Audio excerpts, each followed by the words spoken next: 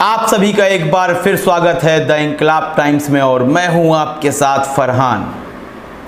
2014 के समय जब चुनाव करीब आ रहे थे, बड़े बड़े वादे किए जा रहे थे। आपको याद होगा, एक बार यह भी कहा गया कि 15 लाख रुपए भी मिलेंगे। अब तक किसी के अकाउंट में नहीं है सिवाय अंधभक्तों के, क्योंकि कई अंधभक्त तो ऐसे भी हैं जो 15 लाख का हिसाब जुड़वाते हुए नज़र आ रहे हैं। एक साल में नेट का ऐसा खर्चा जुड़वा दिया एक अंधभक्त ने कि 15 लाख का आपने एक वर्ष में नेट ही खर्च कर दिया, ऐसा हिसाब जुड़वाया उसने। तो ऐसे 15 लाख नहीं चाहिए कि उस 15 लाख से हमें सिर्फ एक वर्ष में नेट खर्च करने को मिले। तो यहाँ बिहार के चुनाव भी करीब आ रहे हैं, फिर झूठ बोलने का सिलसिला जारी है। झूठ कौन बोलेगा बिहार में? नीतीश कुमार। अब उन्होंने कहा है, आप सुनिए इस बात को एकदम, और कार्यक्रम को अंत तक देखिए और पसंद आए तो लाइक और सब्सक्राइब ज़रूर करें। तो नीतीश कुमार ये कहते हैं कि अब जो हमारे लाखों प्रवासी बाहर से आए हुए हैं, जो हमारे मज़दूर थे बिहार के, बिहार में पहुंच गए हैं, तो अब उन्हें बाहर जाने की आवश्यकता बिल्कुल नहीं है, क्योंकि अब हम बिहार में रोज़गार उत्पन्न करेंगे, रोज़गार दिखाई देंगे और हमारे बिहार के मज़दूर बिहार में ही कमा खा सकेंगे। और इसी कोरोना संक्रमण के दौरान की ही बात है, 2 महीने भी नहीं बीते हैं इस बात को, जब नीतीश कुमार कह रहे थे कि हमारे मज़दूरों को बिहार मत भेजिए, हमारे पास राजस्व नहीं है, हम उनको राशन नहीं दे पाएंगे, हम उन्हें पैसे नहीं दे पाएंगे, यहाँ तक के क्वारंटाइन सेंटर्स का खर्चा ही नहीं हम उठा सकते हैं। यह कहते नज़र आ रहे थे नीतीश कुमार। अब बात पलटनी शुरू हुई है। बंगाल में भी सत्ता गिरानी है, महाराष्ट्र में भी गिरानी है, बिहार में तो चुनाव आ ही रहे हैं, बिल्कुल सर पर चुनाव हैं।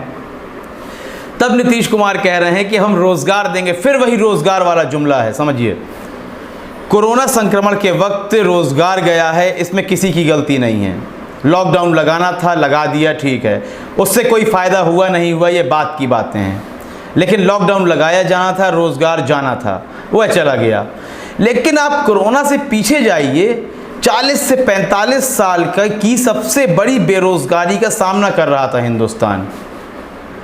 तो वहीं से आप गिनना शुरू कीजिए, क्योंकि कोरोना के चलते तो अर्थव्यवस्था और निचले पायदान पर आ गई है। तो अब वहाँ जब अर्थव्यवस्था आ चुकी है, तो आप बिहार जैसे राज्य में रोज़गार पैदा कर देंगे कि अब बिहार के व्यक्ति को बाहर नहीं जाना पड़ेगा। यूपी के हालात और भी अच्छे होंगे हैं। योगी आदित्यनाथ भी कह रहे थे कि हम यहीं रोज़गार पैदा करेंगे। अब हमारे मज़दूरों को बुलाना है तो आपको इजाज़त लेनी होगी। राज ठाकरे ने सिर्फ एक बयान दिया कि योगी कई फीट पीछे चले गए। उन्होंने क्या कहा? राज ठाकरे ने क्या बोलते हैं कि यदि मज़दूर यहाँ आएंगे तो अब उन्हें प्रशासन से अनुमति लेनी होगी। तो योगी कह रहे हैं कि नहीं, हम तो इसलिए कह रहे थे सुरक्षा कारणों की वजह से कहा था कि अनुमति लीजिए।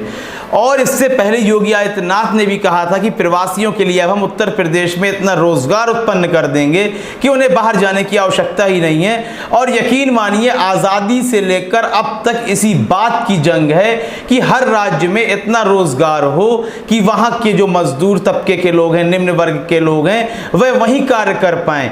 इसी बात की जंग चल रही थी। यदि यही बात पूरी हो जाती तो आज देश विकसित हो गया होता। तो आप यह मानिए, कोरोना हमारे लिए एक सौगात लेकर आया है। कोरोना के जाते जाते यह देश विकसित हो जाएगा। अब हर निम्न तबके का व्यक्ति, हर मजदूर वर्ग अपने ही राज्य के भीतर कार्य करेगा। बाहर जाके उन्हें स्थानीय लोगों की झिड़कियां नहीं सहनी पड़ेंगी, गालियां नहीं सुननी पड़ेंगी। तो ये तो कोरोना सौगात लेकर आ गया, और आप इतनी जल्दी ये बात करने को कह रहे हैं, यानी कि पैसा था, आप पहले करना ही नहीं चाहते थे। यकीन कीजिए, यह सबसे बड़ा जुमला है। बिहार चुनावों को जीतने के लिए फिर से निम्न वर्ग को, निम्न तबके को बेवकूफ़ बनाने की कोशिश की जा रही है। हो सकता है वह बेवकूफ़ बन भी जाएं, लेकिन मुझे नहीं लगता है कि इतनी बड़ी मार झेलने के बाद कि लोगों ने अपने प्राण त्याग दिए सिर्फ एक गलत फैसले की वजह से, लोग अब भी उस झांसे में आ जाएंगे, उस जुमले में आ जाएंगे। आप इस संबंध में अपनी राय ज़रूर दें कमेंट सेक्शन में। क्या नीतीश कुमार का यह जुमला है चुनाव जीतने के लिए? अपनी राय देना बिल्कुल भी ना भूलें। कार्यक्रम को लाइक करें, ज़्यादा शेयर करें और चैनल को सब्सक्राइब अवश्य कर दें। तब तक के लिए इजाज़त दीजिए। धन्यवाद।